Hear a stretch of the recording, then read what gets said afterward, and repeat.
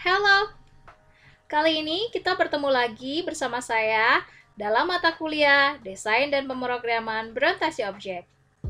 Topik kali ini adalah mengenai pendahuluan kelas dan relasinya. Mari kita mulai.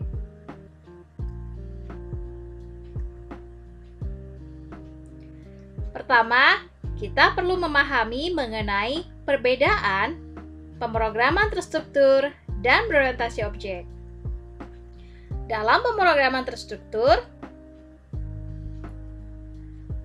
biasanya kita menulis seperti ini, tab abstrak di dalam sebuah file. Kemudian, struktur yang telah didefinisikan akan diakses di dalam program utama. Sedangkan untuk pemrograman berorientasi objek, semuanya dibagi-bagi menjadi beberapa kelas yang dapat ditulis di dalam sebuah direktori. Misalkan di sini ada struktur nilai matkul, maka di sini ada kelas nilai matkul. Sehingga berorientasi objek berdasarkan objek yang terlibat di dalam program yang akan dibuat. Mungkin masih belum terbayang ya? Baiklah, mari kita lanjutkan ke penjelasan berikutnya.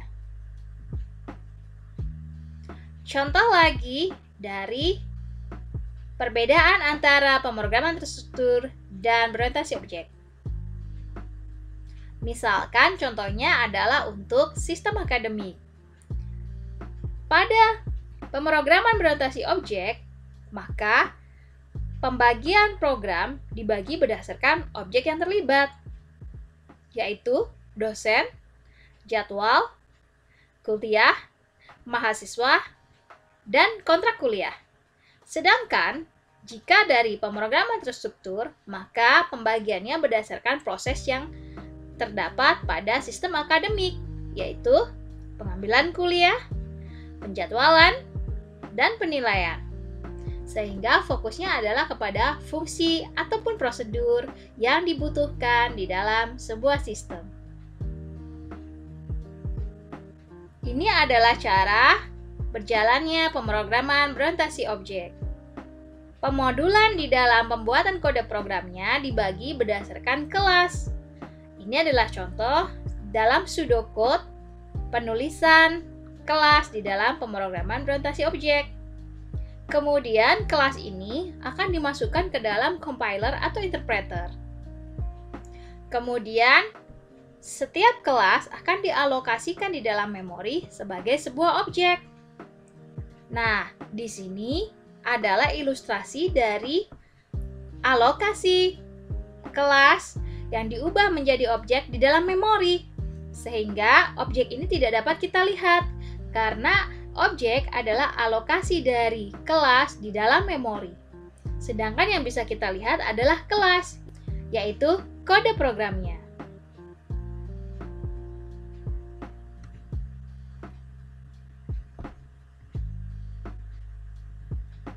Penggunaan kelas-kelas tadi, ilustrasinya adalah seperti ini. Misalkan jika digunakan pada sistem pemesanan tiket pesawat, maka ada kelas pesawat, ada kelas penumpang, ada kelas tempat duduk. Semua kelas ini akan dipergunakan di dalam program utama. Seperti ilustrasi yang ada di slide ini.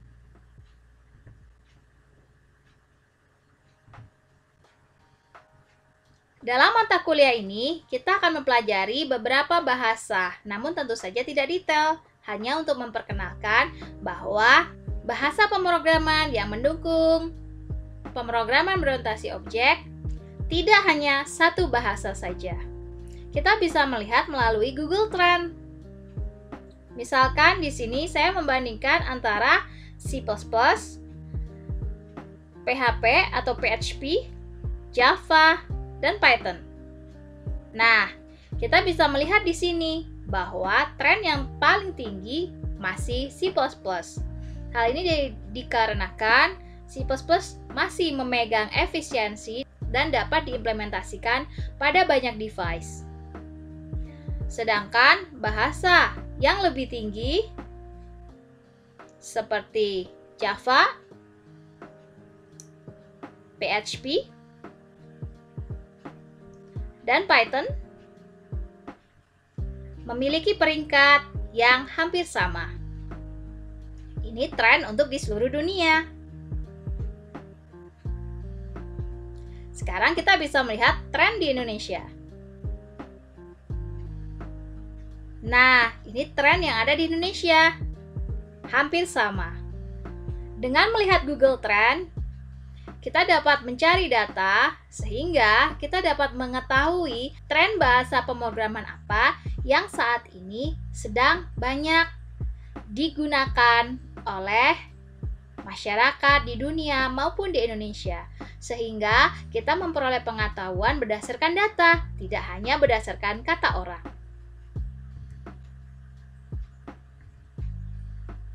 Ini adalah contoh pembuatan kelas dengan menggunakan bahasa C++. Kakak-kakak semua dapat mencoba untuk mengimplementasikannya. Program ini menghasilkan keluaran seperti ini. Program kelas sebelumnya dituliskan dalam sebuah file yang diberi nama halo.cpp. CPP dari mana? CPP singkatan dari C++. Maka di sini perlu di-include halo.cpp. Kemudian halo.cpp akan diakses di dalam main di sini. Ini adalah proses instansiasi. Nanti akan dijelaskan lebih lanjut. Jadi ini adalah proses perintah di mana kita memerintahkan memori untuk mengalokasikan kelas halo menjadi objek di dalam memori. Kemudian, karena sudah dialokasikan, kita dapat menggunakan metode-metode sejenis fungsi dan prosedur yang ada di dalamnya untuk dieksekusi. Ini adalah cara kompilasi dan eksekusinya. Pertama, file kelas dan main.cpp berada dalam satu direktori. Ingat bahwa dalam satu direktori hanya boleh ada satu main saja. Kompilasi menggunakan min.gw dapat menggunakan perintah g++, min.c bintang.cpp yang artinya melakukan kompilasi terhadap semua file .cpp di dalam sebuah direktori. Untuk membuat .exe-nya, kita bisa menggunakan perintah g++ main.cpp karena main sudah mengandung include dari file kelas-kelas yang lain, maka secara otomatis semuanya juga akan dikompilasi untuk kemudian digunakan untuk membentuk .exe-nya. Sehingga di sini hanya menggunakan main.cpp. Jangan lupa untuk mengeksekusi exe-nya ya.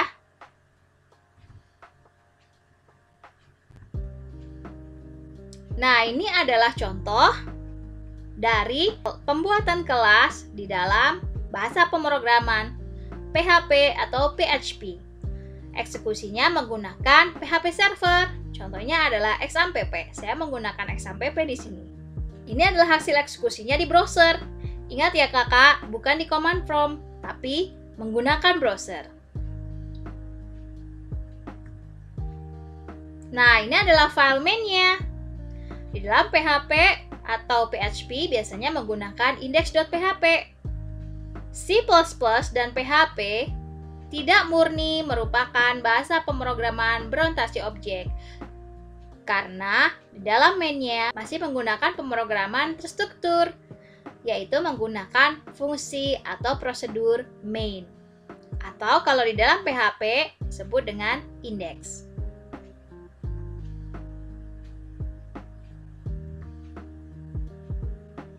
Hal ini berbeda dengan bahasa pemrograman Java yang merupakan bahasa pemrograman yang mengimplementasikan semua konsep pemrograman berorientasi objek secara murni. Maka, main di dalam bahasa pemrograman Java merupakan sebuah kelas, seperti contoh berikut. Ini adalah hasil eksekusinya. Di sini diberikan perintah eksekusinya. kompilasi, kemudian eksekusi. Pertama, install interpreter atau kompilator Java. Kemudian jika di dalam command prompt tidak dikenali perintah Java, maka kita perlu untuk mengesetpad. Namun jika sudah dikenali, kita tinggal melakukan kompilasi dengan perintah Java. Kemudian kita mengeksekusi dengan nama dari kelasnya.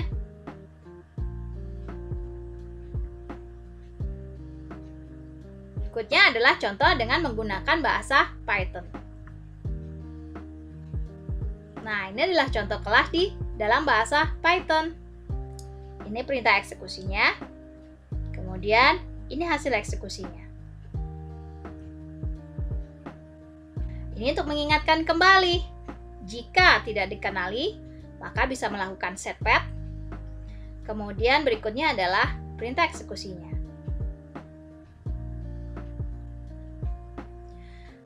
Di dalam pemrograman berorientasi objek, ada beberapa istilah yang perlu diketahui bagi pemula yang belajar tentang pemrograman berorientasi objek.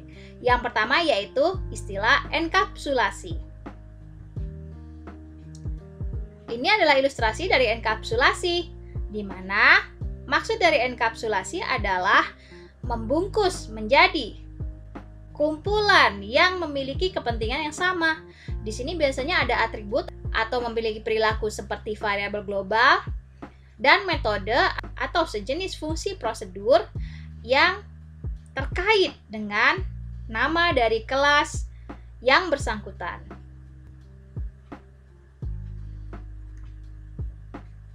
Nah, atribut adalah sejenis variabel global.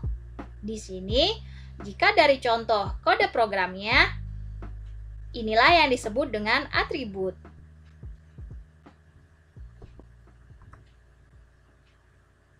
Atribut memiliki beberapa hak akses. Yang pertama adalah hak akses private, di mana atribut tidak dapat diakses langsung oleh kelas lain yang menggunakan kelas pemilik atribut. Contohnya, misalkan contoh kode program berikut, di mana ada atribut judul dan pengarang. Kemudian ada beberapa metode di sini untuk mengakses judul dan pengarang. Jadi ada metode set. Set di sini adalah untuk mengisi dari atribut yang ada, kemudian get di sini untuk melemparkan isi dari atribut yang ada.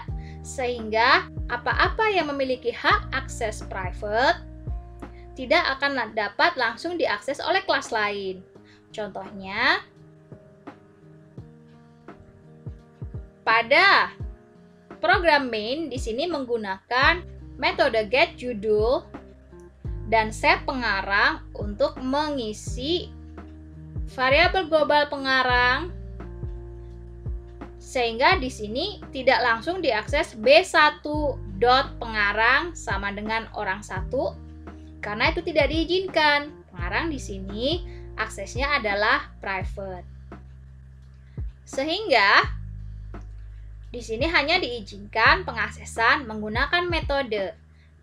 Inilah fungsi dari enkapsulasi, di mana hal-hal yang bersifat private tidak sembarangan diakses oleh kelas lain ataupun dapat dianalogikan orang lain.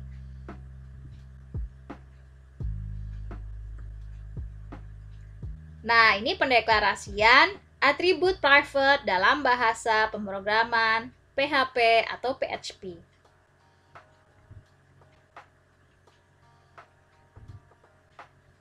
Ini file indeksnya, mengakses kelas yang dibuat.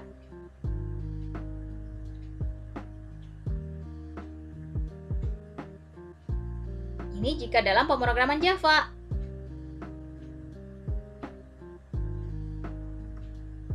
Diakses dalam kelas main-nya.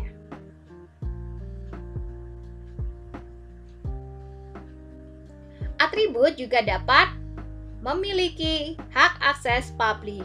Namun, akan lebih baik jika atribut diberikan hak akses private, walaupun pada saat-saat tertentu bisa jadi memang diberikan hak akses publik. Jika diberikan hak akses publik, maka kelas lain dapat langsung mengakses atribut yang ada di dalam kelas yang diakses.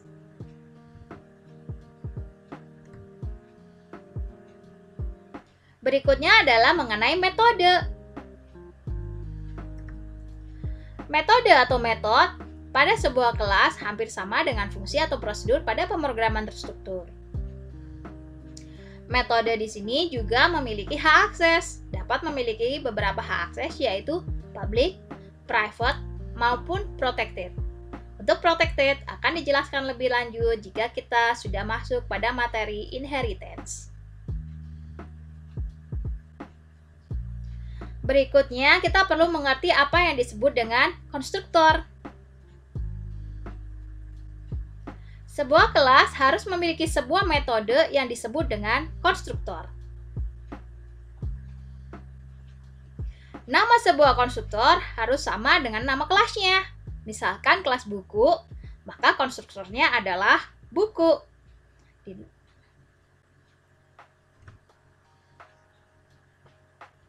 Sebuah konstruktor juga dapat menerima sebuah masukan seperti hanya prosedur pada pemrograman prosedural atau terstruktur. Fungsi dari sebuah konstruktor adalah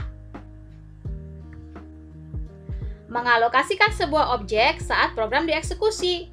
Jadi ini memerintahkan kepada memori untuk mengalokasikan objek melalui konstruktor. Jika kakak-kakak perhatian, tadi pada saat membuat sebuah kelas, biasanya ada perintah new. Itu disebut dengan instansiasi. Nah, perintah itulah yang digunakan untuk mengalokasikan kelas menjadi objek di dalam memori. Fungsi berikutnya adalah memberikan nilai awal sebagai inisialisasi semua atribut yang perlu diinisialisasikan. Kemudian, mengerjakan proses-proses yang diperlukan saat sebuah objek dibuat. Namun pada kenyataannya, sebuah konstruktor juga bisa tidak berisi apa-apa jika memang tidak diperlukan adanya inisialisasi dari atribut ataupun metode-metode yang lainnya.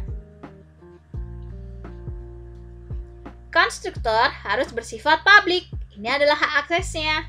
Karena sebuah konstruktor wajib dapat diakses oleh kelas lain untuk memerintahkan kepada memori agar melakukan instansiasi atau alokasi dari kelas menjadi objek di memori. Pemahaman berikutnya adalah tentang destruktor. Destruktor adalah metode yang dipanggil secara otomatis ketika objek dihancurkan. Biasanya berisi banyak hal untuk proses-proses terminasi program sehingga tidak meninggalkan alokasi di memori yang tidak dapat diakses atau sering dikenal sebagai zombie. Sebuah destruktor tidak harus ada pada kode program karena ini bergantung kepada compiler atau interpreternya. Jika sudah memiliki yang disebut dengan garbage collection, di mana ini adalah proses bersih-bersih di memori untuk alokasi-alokasi yang sudah tidak dapat diakses lagi, atau lebih kita kenal dengan zombie. Maka biasanya tidak perlu adanya destruktor. Jadi kakak-kakak semua dapat mencari tahu apakah bahasa pemrograman yang digunakan memiliki garbage collection atau tidak. Jika memiliki garbage collection, maka tidak perlu menggunakan destruktor.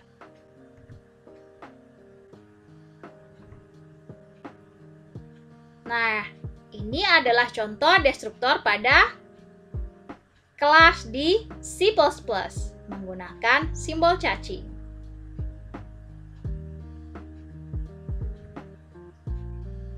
Ini adalah pengaksesan kelasnya di dalam main.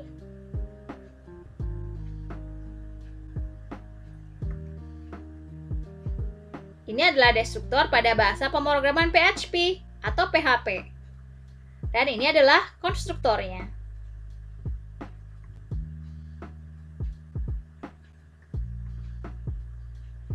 Ini adalah pengaksesan kelas pada program utama pada bahasa pemrograman PHP atau PHP. Berikutnya, pada bahasa pemrograman Java. Karena bahasa pemrograman Java sudah memiliki garbage collection, maka tidak perlu ada yang namanya destruktor.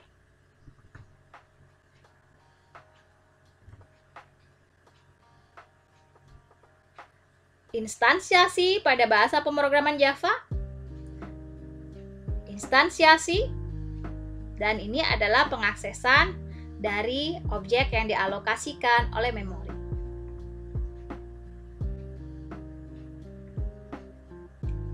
Ini adalah contoh pada bahasa Python.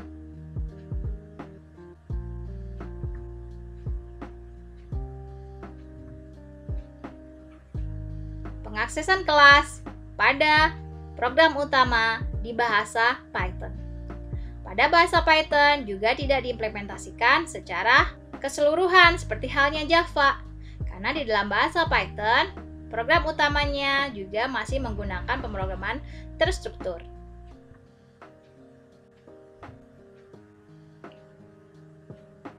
Berikutnya kita perlu belajar mengenai relasi antar kelas. Pertama, pada bahasa pemrograman Java.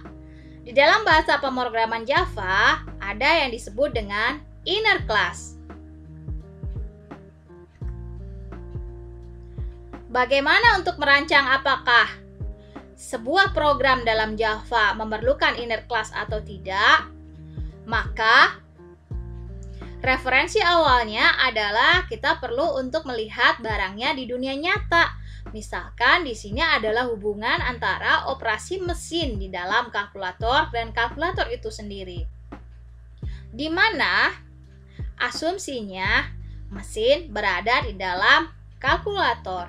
Maka inilah yang disebut dengan inner class, di mana kelas operasi ini ada di dalam kelas kalkulator. Pengaksesannya adalah melalui instansiasi dari inner class itu di dalam kelas kalkulator.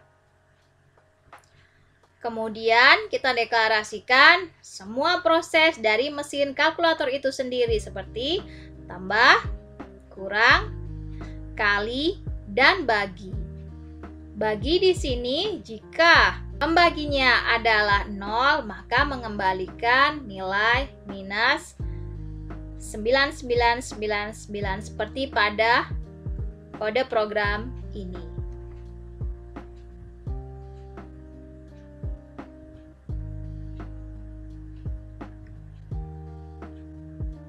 Nah, ini adalah cara pengaksesannya di dalam main. Melakukan instansiasi agar dialokasikan di dalam memori. Setelah itu, meminta masukan berupa menu karena nanti prosesnya apakah akan melakukan tambah, kurang, bagi, ataupun kali. Kemudian masukkan bilangan pertama dan masukkan bilangan kedua.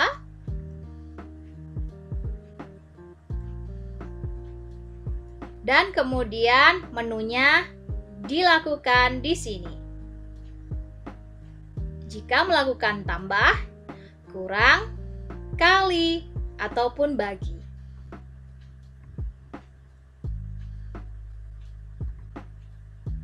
Berikutnya adalah bagaimana membuat array satu dimensi di dalam bahasa pemrograman Java. Contoh di sini adalah array satu dimensi untuk string. Di mana pertama kita perlu untuk melakukan instansiasi terhadap string yang ada di dalam array. Contohnya di sini, jika kita akan mengalokasikan sebuah array untuk 5 buah string, maka caranya adalah seperti ini, melakukan instansiasi. Kemudian, jika kita ingin mengisi di array tersebut karena string adalah tipe dasar, maka kita bisa langsung melakukan seperti ini. Nah, ini adalah cara untuk menampilkan ke layar. Kemudian, ini untuk menerima masukan. Jadi, di dalam bahasa pemrograman Java, untuk menerima masukan, kita menggunakan kelas yang sudah ada dalam bahasa pemrograman Java, yaitu scanner. Kemudian, kita menggunakan scanNext untuk mengambil string setiap kali dimasukkan, kemudian ditekan Enter. Maka, kita dapat menampilkannya ke layar seperti ini.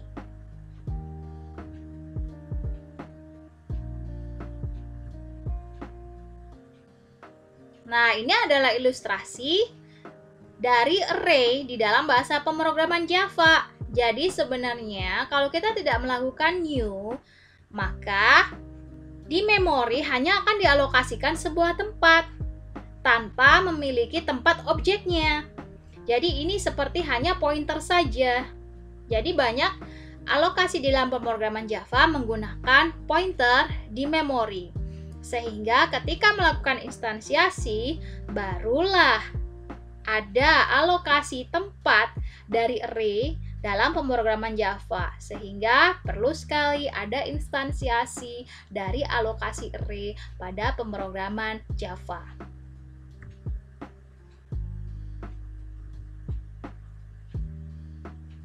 Nah, ini adalah contoh dari array kelas di dalam bahasa pemrograman Java. Kita menggunakan kelas yang ada di dalam bahasa pemrograman Java, yaitu java.awt.point. Nah, kita instansiasi kotaknya yang berisi pointer tadi. Kemudian, untuk setiap kotak yang berisi pointer, maka kita melakukan instansiasi objek agar dapat diisi.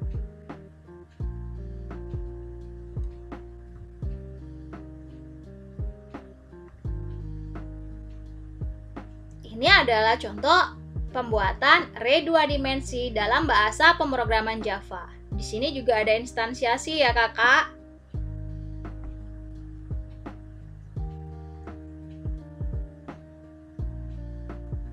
Berikutnya adalah kakak-kakak perlu untuk belajar mengenai bagaimana merelasikan beberapa kelas menjadi sebuah program. Di sini ada contohnya adalah membuat kelas balok, kelas tabel, dan kelas main, di mana nanti hasil keluarannya adalah seperti ini. Jadi ada permintaan untuk memasukkan berapa balok, kemudian masukkan ukuran dari balok yang dimasukkan, kemudian masukkan ukuran dari tiap-tiap balok, misalkan di sini ada panjang, lebar, dan tinggi, kemudian ditampilkan dalam bentuk tabel.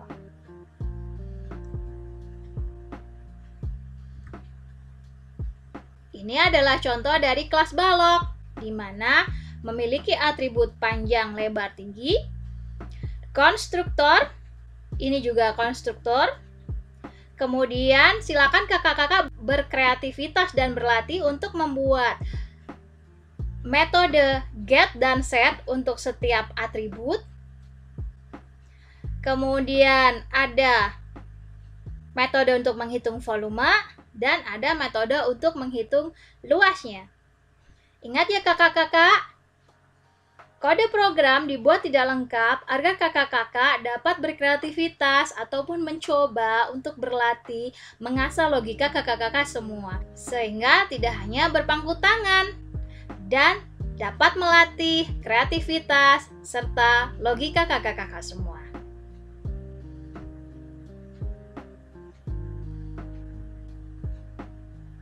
Dan ini adalah kelas tabel, di mana tugasnya adalah untuk membuat tampilan tabelnya. Di sini juga ada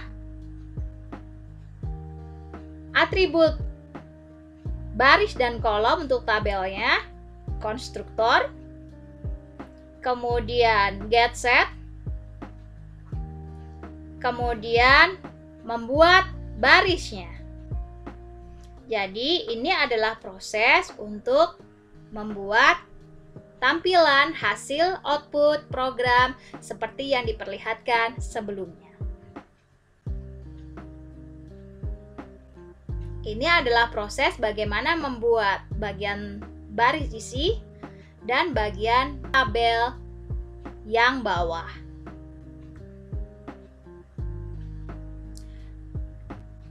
Ini adalah kelas mainnya. Kakak-kakak bisa melengkapinya. Kakak-kakak dapat mengimplementasikannya dan mencoba mengisi titik-titik yang ada. Kemudian jika mengalami kesulitan, dapat bertanya pada sesi tanya jawab hari ini.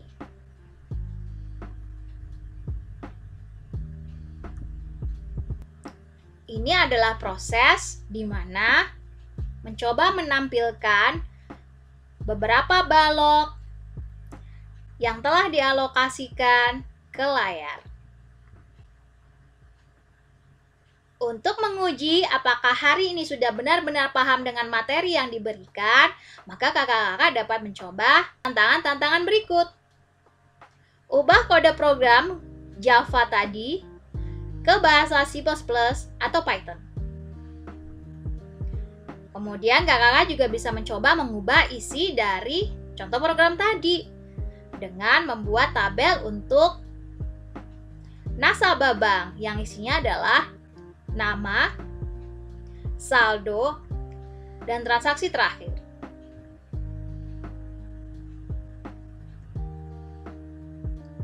Sekian materi untuk hari ini. Semoga ada ilmu yang dapat diserap dari video kali ini. Sampai jumpa kembali.